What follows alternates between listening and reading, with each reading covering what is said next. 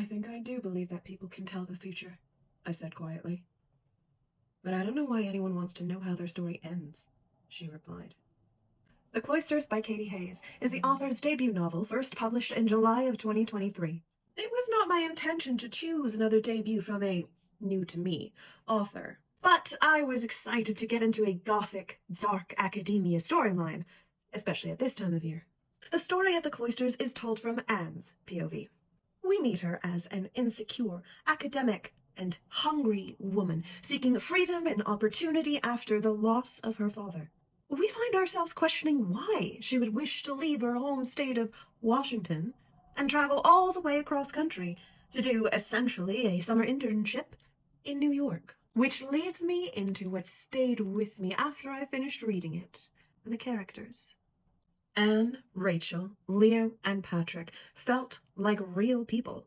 Not caricatures, not archetypes, but real, flawed, and sometimes horrible people that you might meet in your life. These four pushed and pulled the question of whether or not fate and destiny are reasons enough to justify immoral choices. The answer is left to the reader's discretion. But the slow descent to the truth of that question came by way of the fifth main character, the tarot cards themselves. Tarot is used in fortune-telling and in some playing card games. Tarot cards are typically used as a tool, a gateway to self-discovery, offering valuable insight into one's past, their present, and their future. They are also pieces of art, which ties into Anne's academic career as a postgraduate art historian, after all. Wasn't that, after all, why we have become academics and researchers in the first place?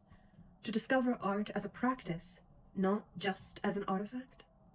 There are plenty of aspects of the story grounded in reality. Academic jealousy, intense obsessive research, opportunity and class disparity. It wove the mystical, Renaissance magic, and the oh-so-subtle supernatural into the everyday lives of these everyday people.